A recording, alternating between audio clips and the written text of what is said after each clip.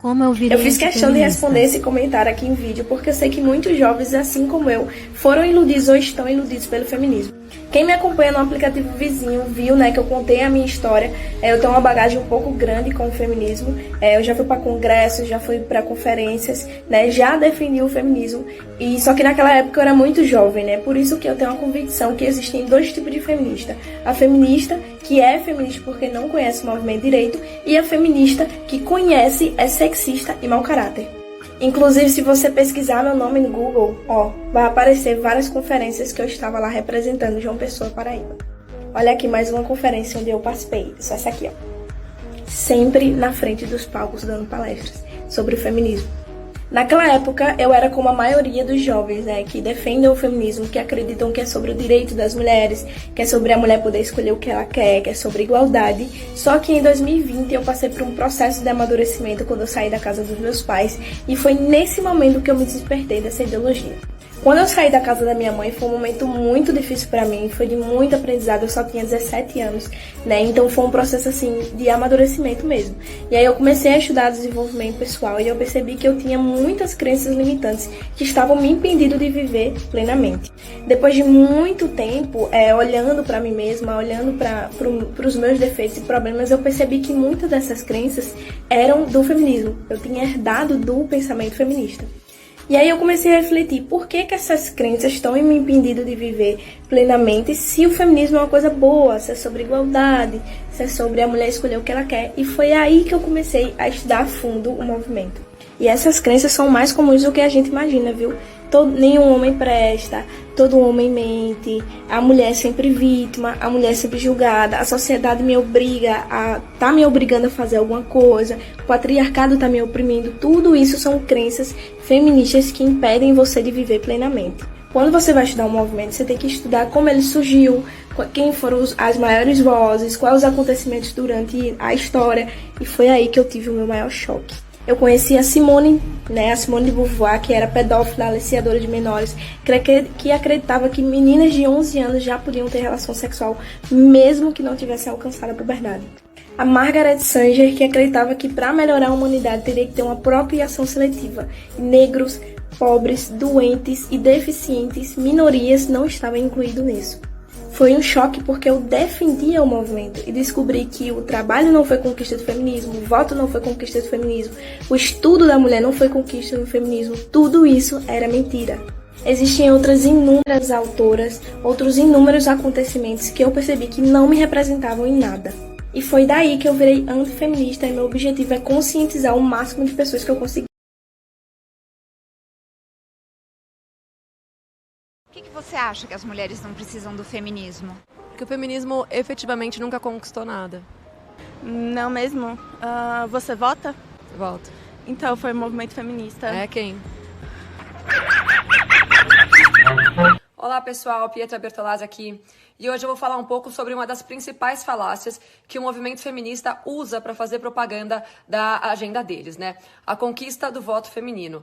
Nos Estados Unidos, por exemplo, a primeira pessoa que levantou essa bandeira foi um político republicano que sequer tinha o apoio dos progressistas, né, por ser um conservador.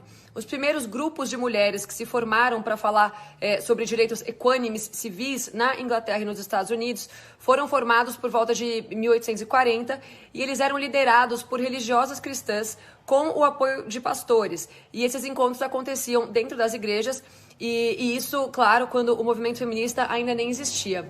Inclusive, nos Estados Unidos, quem liderava esse grupo era um homem.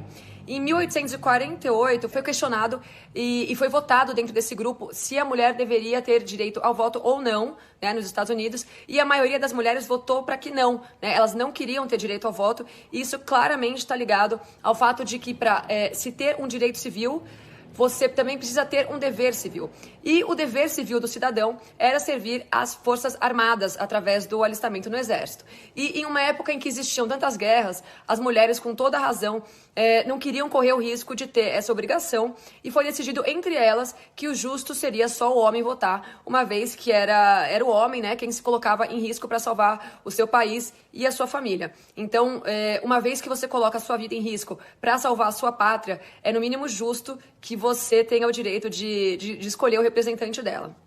No Brasil, a primeira pessoa a questionar o voto feminino e a levantar essa bandeira foi também um conservador baiano e cristão, chamado César Zama, por volta de 1890.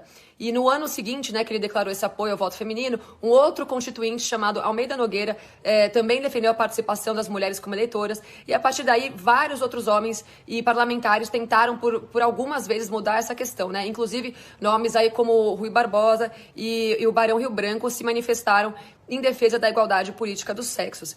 Então, naquele período que durou uns 40 anos, entre 1890 até 1932, vários e vários homens parlamentares apoiaram a causa do voto feminino. Mas, assim como nos Estados Unidos, existiam movimentos de mulheres no Brasil que não queriam que o voto feminino fosse obrigatório. Feministas que são a favor do aborto, elas querem legitimar a promiscuidade delas e elas não querem arcar com a consequência dos atos delas. E vocês podem descer o pau em mim enquanto vocês quiserem, tá? Mas nós temos diversos métodos contraceptivos disponíveis, muitos deles disponibilizados pelo SUS. Você tem DIU, você tem camisinha, você tem pílula anticoncepcional, tem vários métodos. Aí você vai lá, faz o sexo sem proteção nenhuma, sem nenhum tipo de método contraceptivo, e você acha o quê? Que você vai ganhar um iPhone? É óbvio que você vai engravidar. Ao invés de você arcar com a consequência do teu ato, você quer o quê? O direito de abortar. Você quer matar um bebê inocente que foi concebido por um ato irresponsável teu e de outra pessoa, e aí você quer ter o direito de matar essa criança. O SUS não consegue nem atender as demandas que ele já tem, e ainda vocês querem que o SUS tenha que arcar com aborto, sendo que você não se cuidou. Por favor, né?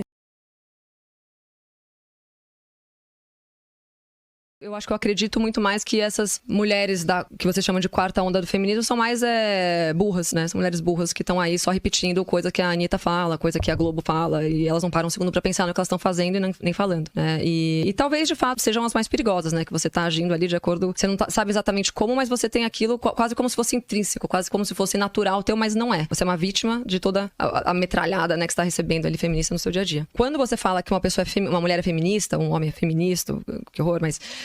pra mim, eles têm que se autodenominar uma feminista, e tem que seguir aquela cartilha pré-estabelecida,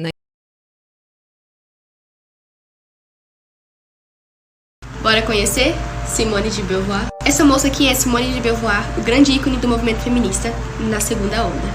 Ela é praticamente a mãe do feminismo, e se você não acredita, até o Google confirma. Suas obras é considerada a bíblia do movimento feminista.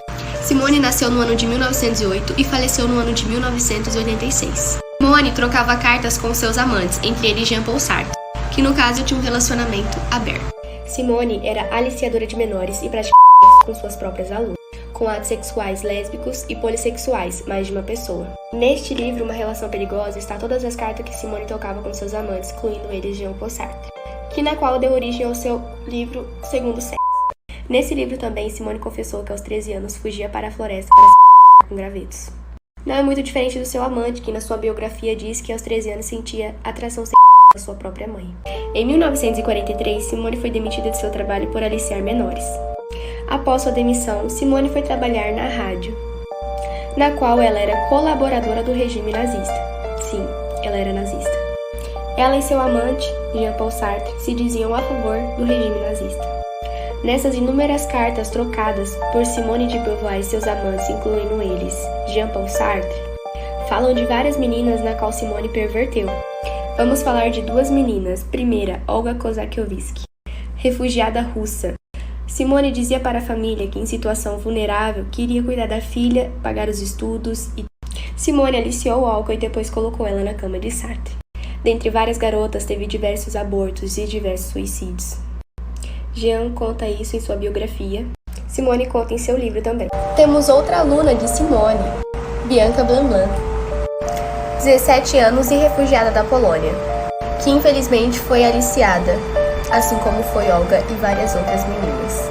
Porém, Bianca escreveu seu livro onde ela conta como Simone destruiu sua vida e afetiva. Esse livro, Memórias de uma Moça Mal Comportada. E você pensa que acabou? Simone também era e esse aqui é o artigo dela, Brigitte Bardot, e a síndrome de Lolita. Lolita, pra quem não sabe, é aquela relação amorosa intergeracional. Intergeracional é aquele nome bonito que os a pedofilia.